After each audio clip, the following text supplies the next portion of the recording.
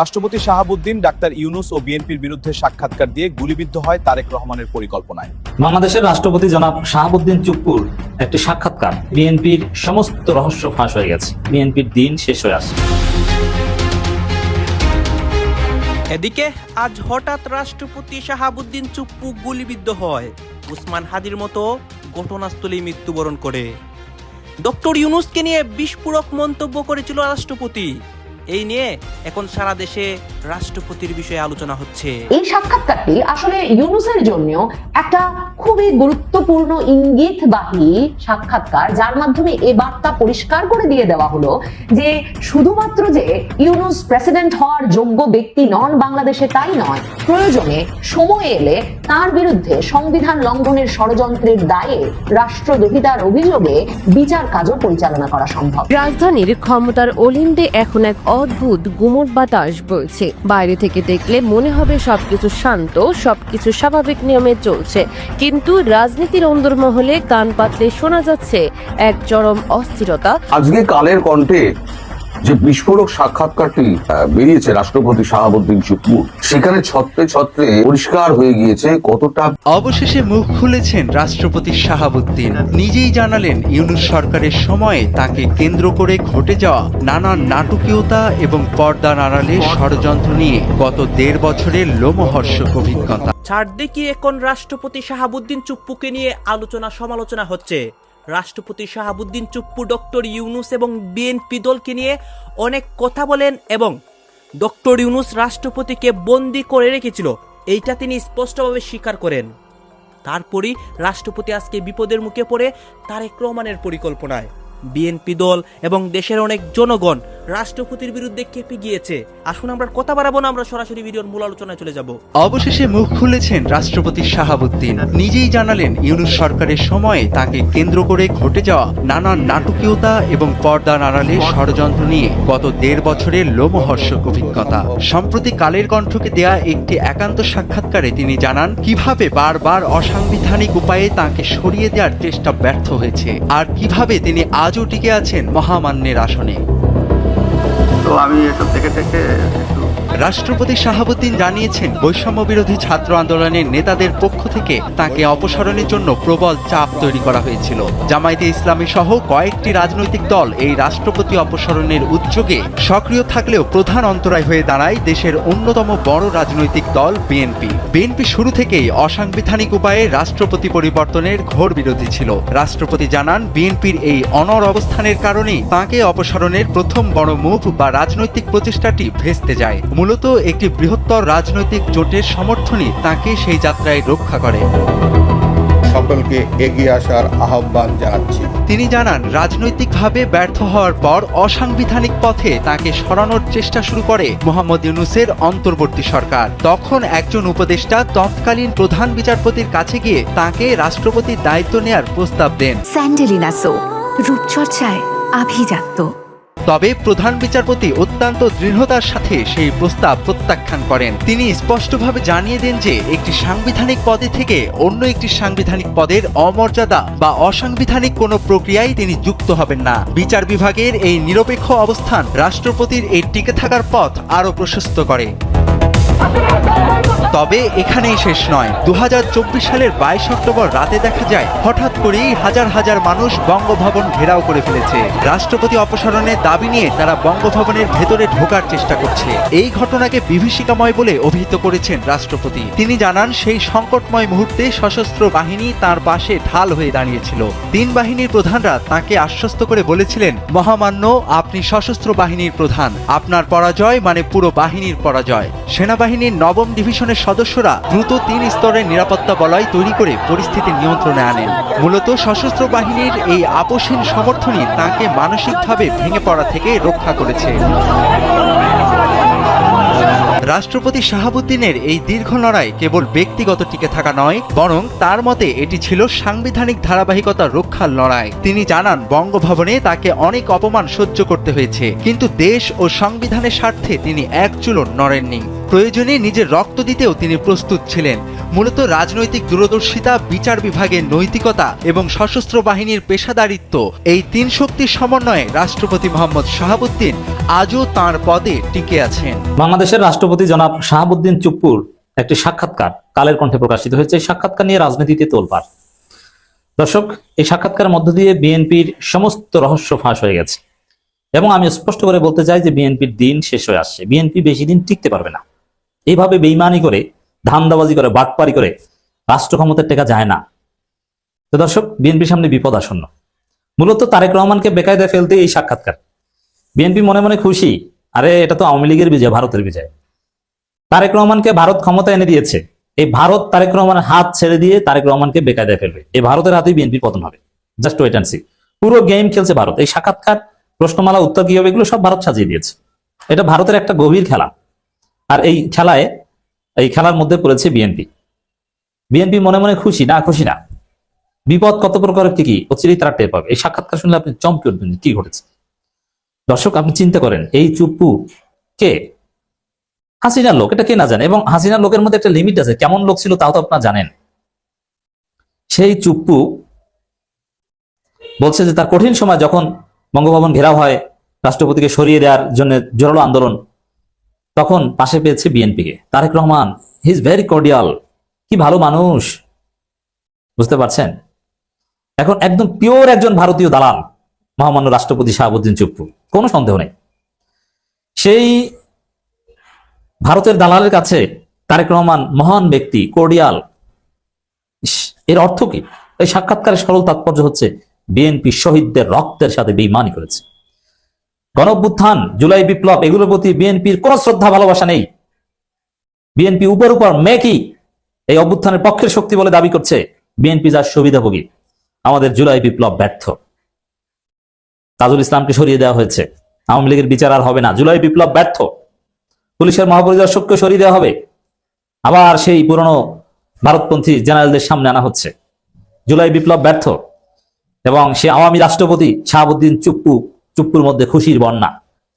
সপ্তাহখানে যাবৎ কি ভালো আর ভালো, রহস্যের হাসি। এর অর্থ জুলাই বিপ্লব ব্যর্থ। অতএব জুলাই যোদ্ধারা, পরিস্থিতি যেদিকে যাচ্ছে তোমাদের ফাঁসি হবে। সাদিক কায়েম, হাসনাত, শারজিস, তোমাদের ফাঁসি হতে পারে। তো যা করার এখনই করতে হবে। বিএনপি এই এক সপ্তাহ যেতে না যেতেই এটা শুরু করেছে। এক সপ্তাহ আগেই সব রহস্য ফাঁস হয়ে যাচ্ছে। আমি তো বলছি 1.5 বছর টিকবে, আসলে বিএনপি 1.5 বছর টিকতে পারে কিনা এটা সন্দেহ। এই জন্য বিএনপিকে যদি, যেহেতু নির্বাচনে আমরা চাই একটা স্থিতিশীলতা, 5 বছর চালাক, জুলাই বিপ্লবকে পরিপূর্ণভাবে ধারণ করতে হবে, জুলাই সনদকে বাস্তবায়ন করতে হবে, এই রাষ্ট্রপতিকে সরিয়ে দিতে হবে। এই রাষ্ট্রপতি এই বিএনপিকে বেকায়দা দেবে। এই রাষ্ট্রপতি ভারতের হয়ে খেলছে, তিনি পূর্ণ মেয়াদে থাকার আগ্রহ প্রকাশ করছেন ইশারা ইঙ্গিতে। তাহলে বুঝবে বিএনপি মজা, বুঝতে পারছেন? এবং ইউনূসকে সরাসরি দায়ী করে দিয়েছে, ইউনূস সংবিধান মানেনি। ইউনূস সংবিধান মানেনি, তাহলে ইউনূসকে ফাঁসি দাও। আমি এটা আগেই বলেছি যে আমাদের বর্তমান যে সংবিধান, হাসিনার আমলে যে সংবিধান ছিল, ওটাকে যদি আমরা স্ট্যান্ডার্ড ধরি, তাহলে ইউনূস থেকে শুরু করে পুরো উপদেষ্টা পরিষদ সবার ফাঁসি নিশ্চিত। এখন উপদেষ্টা পরিষদের লোকজন তো বিএনপির মন্ত্রিসভায় আছে। আবার ইউনূস সংবিধান মানেননি, আবার বিএনপি সাংবিধানিক ধারাবাহিকতার জন্য চুপ্পুকে হেল্প করেছিল। চিন্তা করেছেন রাজনীতি যে কতটা ক্রুয়েল, রাজনীতি যে কতটা জটিল খেলা, কতটা হার্শ, এবং এতে যে কি পরিমাণ অমানবিক হওয়া লাগে বিএনপিকে দেখলে বুঝতে পারেন। এত হত্যা, এত লাশ, 1400 শহীদ, শিশু হত্যা, কি বিভৎসতা সেই জুলাই আপনাদের মনে আছে। এতে বিএনপির কিচ্ছু আসে যায় না, তাদের কোনো ইমোশন নাই। এতে ক্ষমতাই সব। তাদের হাসিনাকে যদি ভারপ্রাপ্ত প্রধানমন্ত্রী বানানো লাগে, যে হাসিনাকে ভারপ্রাপ্ত প্রধানমন্ত্রী বানালে আমরা 3 মাসের মধ্যে প্রধানমন্ত্রী হতে পারবো, তাহলে সেই কাজ করতো, কিন্তু সেটা তো প্রয়োজন ছিল না। তো দর্শক, আপনি চমকে উঠবেন, অবাক হবেন, কি এটা? রাষ্ট্রপতির এই সাক্ষাৎকার বিএনপিকে বেকায়দায় ফেলবে। তারেক রহমানের মুখোশ খুলে দিয়েছে। রাষ্ট্রপতির রোমহর্ষক গল্প।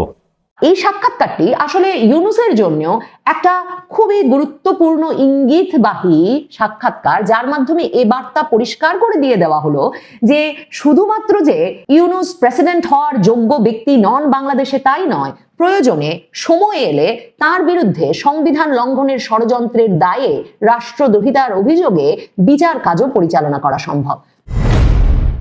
বাংলাদেশের রাষ্ট্রপতি শাহাবুদ্দিন চুপ্পু বঙ্গভবনে বসে দেশের শীর্ষস্থানীয় দৈনিক কালের কণ্ঠকে এমন এক সাক্ষাৎকার দিয়েছেন যে সাক্ষাৎকারের শিরোনাম কালের কণ্ঠই করেছে চমকানো তথ্য দিলেন রাষ্ট্রপতি। এবং সেই সাক্ষাৎকারটি বের হওয়ার পর খুব স্বাভাবিকভাবেই সারা দেশ জুড়ে একরকমের চাঞ্চল্য সৃষ্টি হয়েছে এর পাঠকদের মধ্যে। কালের কণ্ঠ বলছে যে এই সাক্ষাৎকারটি যেন এক প্রাসাদবন্দী রাষ্ট্রপতির রোমহর্ষক গল্প। সাক্ষাৎকারের শুরুতেই কালের কণ্ঠের নির্বাহী সম্পাদক হায়দার আলী এবং বিশেষ প্রতিনিধি জয়নাল আবেদিনের কাছে দেওয়া এই সাক্ষাৎকারের শুরুতেই রাষ্ট্রপতি শাহাবুদ্দিন চুপ্পু বলেছেন এখন তিনি বেশ ভালো আছেন। মানে বুঝতে বাকি থাকে না যে ইউনূস শাসনের অবসানের পরেই, অন্তর্বর্তীকালীন সরকারের ১.৫ বছরের শাসনামলের অবসানের পরেই রাষ্ট্রপতি এখন বেশ একটা বন্দি দশা থেকে মুক্তি পেয়েছেন এবং এই সাক্ষাৎকারটি দিচ্ছেন। রাষ্ট্রপতি এই সাক্ষাৎকারে যেসব বিস্ফোরক তথ্য তুলে ধরেছেন, প্রথমত তিনি স্পষ্টভাবে বলেছেন যে ডক্টর মোহাম্মদ ইউনূসের সরকার একেবারে শেষ দিন পর্যন্ত তাকে অসাংবিধানিকভাবে সরিয়ে দিয়ে বাংলাদেশের শান্তি শৃঙ্খলা এবং সাংবিধানিক ধারাবাহিকতা চিরতরে নষ্ট করে দেওয়ার ষড়যন্ত্রে লিপ্ত ছিল। রাষ্ট্রপতি সরাসরি বলেছেন মোহাম্মদ ইউনূস কখনো সংবিধানের কোনো বিধান মেনে চলেন নাই। এই সব ব্যাপারগুলো, এই ষড়যন্ত্রগুলোর পাশাপাশি তিনি আমাদেরকে জানিয়েছেন এই সাক্ষাৎকারের মাধ্যমে যে শুধুমাত্র যে সশস্ত্র বাহিনীর ৩ প্রধান তার সঙ্গে সবসময় পাশে ছিলেন তাকে রক্ষায়, তাই নয়, তিনি যেমন এই কথাটা স্পষ্ট করে সিদ্ধান্ত নিয়েছিলেন যে কোনোভাবেই অসাংবিধানিক প্রক্রিয়ায় তাকে সরানো যাবে না। তিনি এই সাক্ষাৎকারে বলেছেন যে তার সিদ্ধান্ত ছিল প্রয়োজনে রক্ত ঝরলে রক্ত ঝরুক, কিন্তু বঙ্গভবন থেকে অসাংবিধানিক উপায়ে তাকে সরানো যাবে না। এবং তিনি মনে করিয়েছেন যে অক্টোবর মাসে যেমন মবের ব্যবস্থা করা হয়েছিল অন্তর্বর্তী সরকারের এক রকমের প্ররোচনায় তাদের ঘনিষ্ঠ জনদের দিয়ে রাষ্ট্রপতি যাদেরকে ভাড়াটিয়া হিসেবে অভিহিত করেছেন, মবের ব্যবস্থা করা হয়েছিল রাষ্ট্রপতির অপসারণে। এবং তারপর যখন একটি পক্ষ রাষ্ট্রপতিকে অপসারণে সোচ্চার হয়ে ওঠে তখন বিএনপি একটা গুরুত্বপূর্ণ অবস্থান নেয়। রাষ্ট্রপতি শাহাবুদ্দিন এটা সুস্পষ্টভাবে এখানে বলেছেন যে বিএনপি যে সাংবিধানিক ধারাবাহিকতা রক্ষার ব্যাপারে দৃঢ় প্রতিজ্ঞ ছিল সেটাই তখন তাকে ক্রমাগতভাবে মনোবল জুগিয়ে গেছে এবং বিএনপি যে কোনোভাবে অন্তর্বর্তীকালীন সরকারের কোনো চাপের কাছে নতি স্বীকার করে কিংবা ওই রাজনৈতিক পক্ষটির, তিনি কিন্তু নাম উল্লেখ করেন নাই, মানে জামায়াতে ইসলামী, জাতীয় নাগরিক পার্টি। আমি আপনাদেরকে ডক্টর ইউনূস যখন প্রধান উপদেষ্টার পদে ছিল তখন কিন্তু ভিডিও করে বলেছিলাম ডক্টর ইউনূস সেনাবাহিনীর সিজিএস পদটার মধ্যে যে লেফটেন্যান্ট জেনারেল আছে কামরুল ইসলাম তাকে পরিবর্তন করতে চাচ্ছে, কিন্তু সেনাবাহিনীর প্রধান ওয়াকারুজ্জামান পরিবর্তন করতে দিচ্ছে না। তার মেইন রিজন হচ্ছে এই সিজিএস পদটা সেনাবাহিনীর মধ্যে দ্বিতীয় সর্বোচ্চ, খুবই গুরুত্বপূর্ণ একটি পদ। সেনাবাহিনীর প্রধানের পরবর্তী পদই ধরা হয় এই সিজিএস পদটাকে। অনেক চেষ্টা করেও ডক্টর ইউনূস ব্যর্থ হয়েছে, কামরুল হাসানকে সেনাবাহিনীর প্রধান সিজিএস পদে রেখে দিয়েছে। কিন্তু 12ই ফেব্রুয়ারি নির্বাচনের পরে বিএনপি ক্ষমতায় আসার পরপরই কিন্তু গতকালকে সেনাবাহিনীর পদের মধ্যে রদবদল করে ফেলে। সেনাবাহিনীর প্রধানকে পরিবর্তনের আগেই কিন্তু সিজিএস পদের পরিবর্তন করে ফেলে। এই যে সিজিএস পদে ছিল চিফ অফ কমান্ডিং অফিসার, যিনি এই কামরুল হাসান, তিনি একজন পাকিস্তানপন্থী লেফটেন্যান্ট জেনারেল হিসেবে পরিচিত। তিনি গোপনে পাকিস্তানের সাথে কিন্তু অনেক চুক্তি করে ফেলেছে ডক্টর ইউনূস যখন প্রধান উপদেষ্টা ছিল, এবং আমেরিকার সাথে বিতর্কতভাবে এই লেফটেন্যান্ট জেনারেল কামরুল হাসানের আদাত ছিল, ওনাকে এখন পররাষ্ট্র মন্ত্রণালয়ে পাঠিয়ে দিয়েছে। শুধু সিজিএস পদে পরিবর্তন ঘটায়নি বিএনপি, পিএসও পদেও কিন্তু পরিবর্তন এনেছে। সিজিএস পদে এনেছে লেফটেন্যান্ট জেনারেল মাইনুর রহমানকে এবং প্রিন্সিপাল স্টাফ অফিসার মানে পিএসও পদে এনেছে মীর মুশফিকুর রহমানকে। তিনি কিন্তু আগে মেজর জেনারেল ছিল, ওনাকে কিন্তু পদোন্নতি দিয়ে লেফটেন্যান্ট জেনারেল বানিয়ে কিন্তু পিএসও পদে বসিয়েছে বিএনপি। শুধু তাই নয়, ডিজিএফ এর প্রধানের পদও বসিয়েছে কাইসার হামিদকে। উনিও কিন্তু আগে ব্রিগেডিয়ার জেনারেল ছিল, ওনাকে পদোন্নতি দিয়ে মেজর জেনারেল করা হয়েছে। আরো কিছু কিছু পদে পরিবর্তন আনা হয়েছে এবং অনেক ব্রিগেডিয়ারকে পদোন্নতি দিয়ে মেজর জেনারেল বানানো হয়েছে। হঠাৎ করে সেনাবাহিনীর মধ্যে এত রদবদল কেন? আমি এটা আপনাদেরকে প্রথমেই বলেছি, বিএনপি ক্ষমতায় আসার পরে প্রথমে হাত দিবে সেনাবাহিনীকে। তাদের যে সকল মানে কাছের লোকগুলো আছে সেনাবাহিনীর মধ্যে, তাদের মনে হয় তারা জিয়ার আদর্শকে ধারণ করে, তাদেরকে তারা পদোন্নতি দিয়ে ভালো জায়গায় সেট আপ করবে। সকল সেট আপ হয়ে গেলে তারপরেই সেনাবাহিনীর প্রধানকে পরিবর্তন করবে। এখন মোটামুটি সকল সেট আপ বিএনপি মোটামুটি করে ফেলেছে। তার কিছুদিন পরেই কিন্তু সেনাবাহিনীর পরিবর্তনের গুঞ্জন শুরু হবে। আরো আগে থেকে গুঞ্জন শুরু হয়ে গিয়েছে, অলরেডি কিছু মাস পরে দেখবেন সেনাবাহিনীর প্রধানও পরিবর্তন হয়ে গিয়েছে। শুধু তাই নয়, আমি আরো বলেছিলাম নির্বাচনের আগে যে চিফ প্রসিকিউটর তাজুল ইসলামের পরিবর্তন হওয়ার সম্ভাবনা বেশি বিএনপি ক্ষমতায় যদি আসে। দেখেন আজকে মনে হয় নিউজ হয়েছে তাজুল ইসলামকে পরিবর্তন করে চিফ প্রসিকিউটরের দায়িত্বে বিএনপির একজন পছন্দের চিফ প্রসিকিউটর বানানো হয়েছে। এভাবে করে যতগুলো সেক্টর আছে, জামাতপন্থী লোক আছে, সকল জায়গা থেকে জামাতপন্থী লোকদেরকে। দর্শক, আপনারা তো দেখলেন এখানে কি কথা হচ্ছে। অনেকেই কিন্তু অনেক কথা বলতেছে, অনেকে আলোচনা করতেছে, অনেকে সমালোচনা করতেছে। বিশেষ করে এখানে রাষ্ট্রপতি শাহাবুদ্দিনকে নিয়ে অনেক কথা হচ্ছে, অনেক প্রতিবেদনের মাধ্যমে রাষ্ট্রপতি শাহাবুদ্দিনের অনেক তথ্য সামনে তুলে ধরা হচ্ছে। গাইজ, এই বিষয়গুলো দেখে এবং দেশের রাজনীতির প্রেক্ষাপট নিয়ে আপনাদের মন্তব্য কি? আপনাদের গুরুত্বপূর্ণ মন্তব্যটা অবশ্যই আপনারা আমাদের কমেন্ট বক্সে লিখে যাবেন। আর হ্যাঁ, তখন আপনাদেরকে আমরা যা কিছু দেখিয়েছি সব কিছু আমরা সোশ্যাল মিডিয়া থেকে সংগ্রহ করেছি। এখানে আমাদের নিজস্ব কোনো মন্তব্য নেই বা আমাদের নিজস্ব কোনো সিদ্ধান্ত নেই। সর্বশেষ আপনাদের কাছে আমাদের একটা রিকোয়েস্ট থাকবে, আপনারা আমাদের চ্যানেলে নতুন দর্শক হয়ে থাকলে চ্যানেলটি সাবস্ক্রাইব করবেন এবং পাশে থাকা বেল বাটনটি বাজাবেন, যাতে করে নেক্সট ভিডিওটা সবার আগে আপনাদের কাছে পৌঁছে যায়। ধন্যবাদ।